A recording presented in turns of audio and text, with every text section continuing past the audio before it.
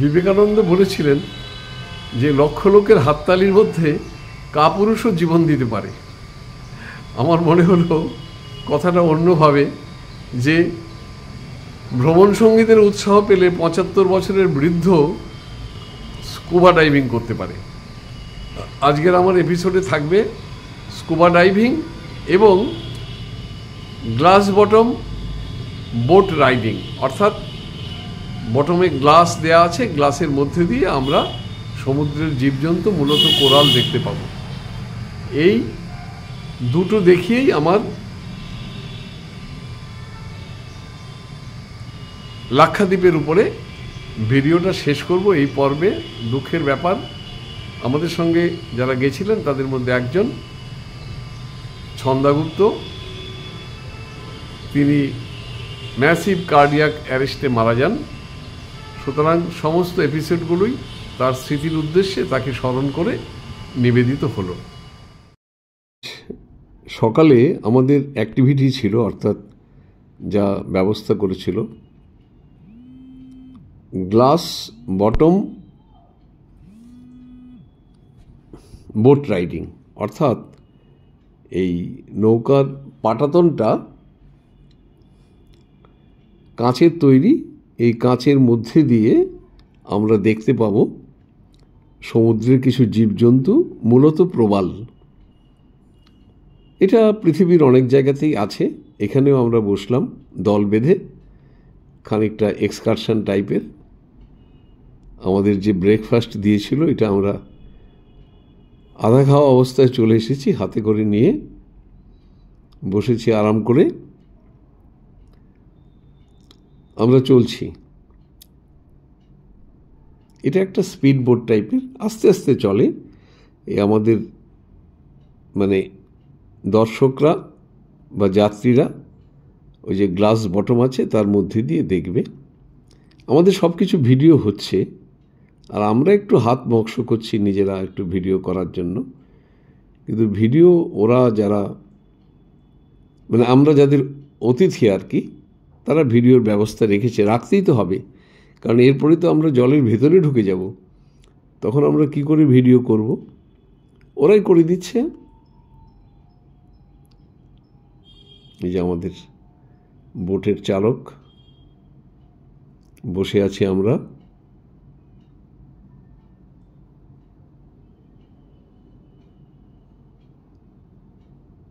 এইটা এখনো খুব দূরে যায়নি, তাই কিছু দেখা যাবে না। মাটির মানে তলদেশটা দেখা যাচ্ছে, খুব ডিপ নয়। মাছ এই যে বসে আছে ছন্দা বৌদি, শিপ্রা, জুরান, বেশ একটা পিকনিক এক্সকারশন মুডে বসে আছে। একদিকে বেশি হয়ে গেছে বলে শিপ্রাকে উঠিয়ে দিয়েছে উল্টো দিকে আসার জন্য। চালকই বলল,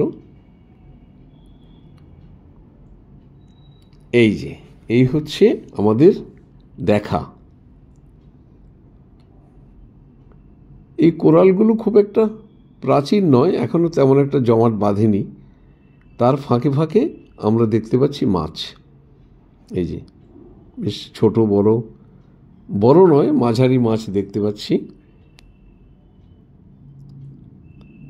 আর এটা দেখার জন্যে আমাদের এখানে আসা, বা পর্যটকদের জন্য এটা ব্যবস্থা করে যারা নিয়ে আসে। এটা ওয়াটার স্পোর্টস বা জলক্রীড়া। সমুদ্রের ভেতরে না নেমে উপর থেকেই সামুদ্রিক জীবজন্তু দেখা। দেখি আমাদের কপালে কি আছে।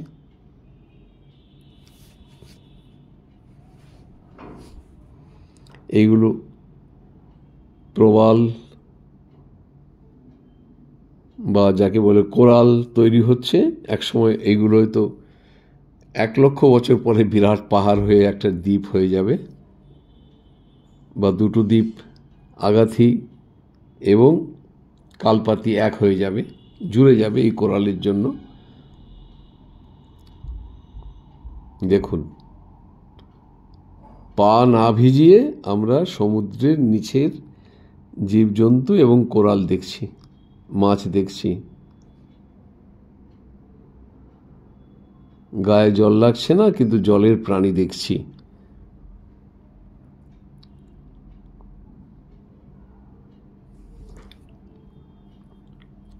কিন্তু এভাবে মোটর বোটের আওয়াজে খুব প্রাণী দেখা যায় না।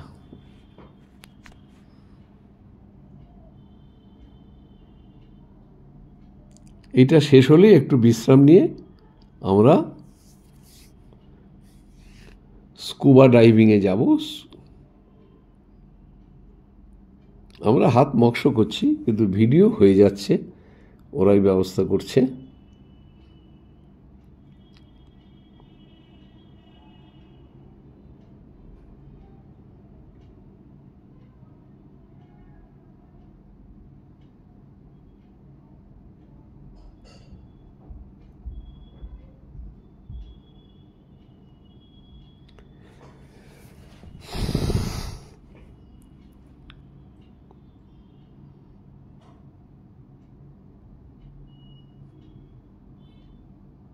চলবে,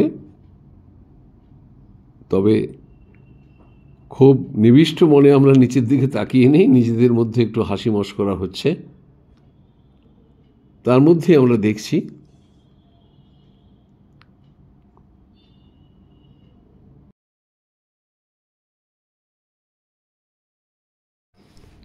চলছে আমাদের গ্লাস বটম বোট রাইড।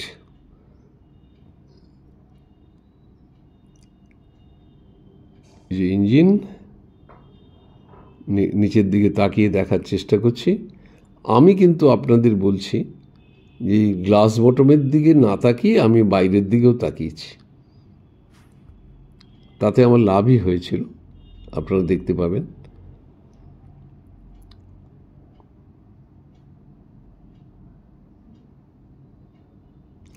এছাড়াও কায়াকিং, বোটিং এগুলো আছে। আমরা বয়স্করা এটাই নিয়েছি, সবাই বয়স্ক নয়, বেশিরভাগ বয়স্ক। এই যে কচ্ছপ, এটা কিন্তু বাইরে দেখা গেছে, গ্লাস বটমের নিচে নয়। আর এই কচ্ছপের জন্যই কালপাতিতে এয়ারপোর্টের পরিকল্পনা ত্যাগ করা হয়েছে, ওদের আবাসভূমি নষ্ট হবে বলে।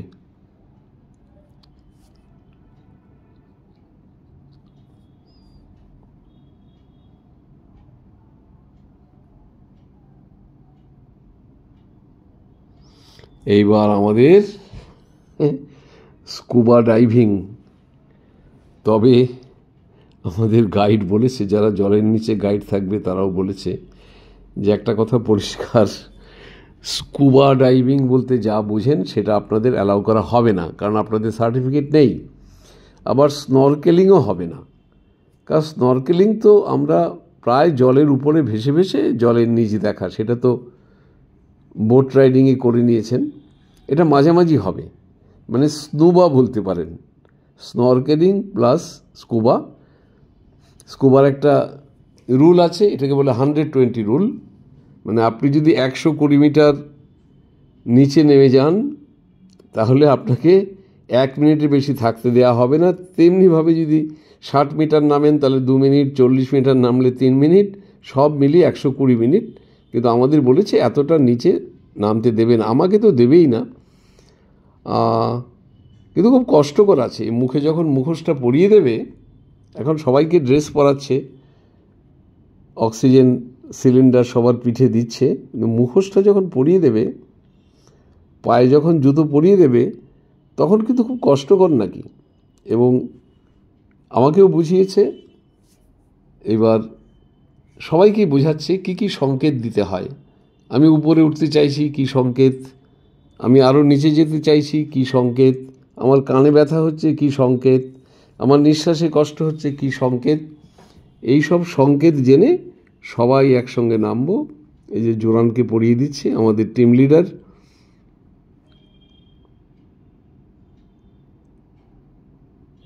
এনথুসিয়াস্টিক, খুবই এনথুসিয়াস্টিক, বয়সটাকে মানতে চায় না, বলে আমার বয়স 40, আসলে একটু বেশি।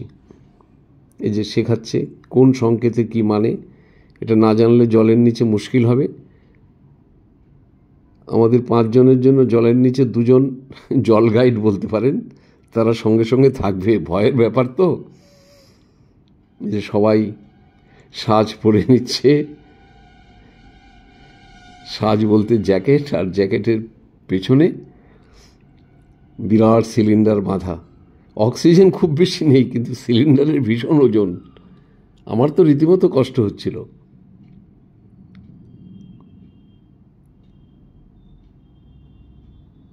আমি তো নেমেই আছি, বাকিরাও নামছে।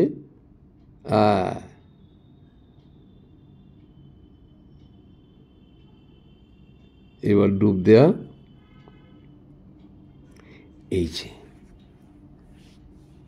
মানুষের তো চিরকালের একটা কৌতূহল, জলের নিচে কি আছে। দেখুন, একদম গাছের মতো হয়ে বসে আছে কোরাল, যেন জলের নিচে এক জঙ্গল বা ঝোপ। আর এর মধ্যেই ঘুরে বেড়াচ্ছে ছোট ছোট মাছ। এই যে সবচেয়ে অকুতোভয় হচ্ছে আমাদের ভাগ্নে অভিষেক। এই যে সামুদ্রিক সাপ প্রচণ্ড বিষাক্ত, কিন্তু ওরা নিজেরাই জানে না যে ওরা বিষাক্ত। ওরা কাউকে কামড়ায় না, কিন্তু ওদের বিষ আমাদের স্থলভাগের সাপের চেয়ে অনেক বেশি।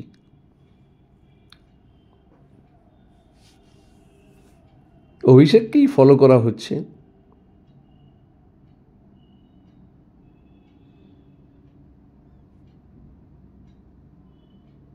জলের নিচে জঙ্গল।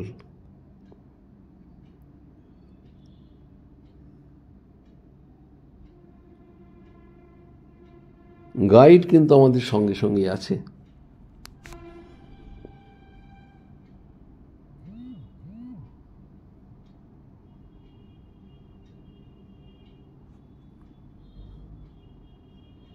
অদ্ভুত না? নিজের চোখে দেখা, কিন্তু অকুতোভয় হচ্ছে আমাদের অভিষেক।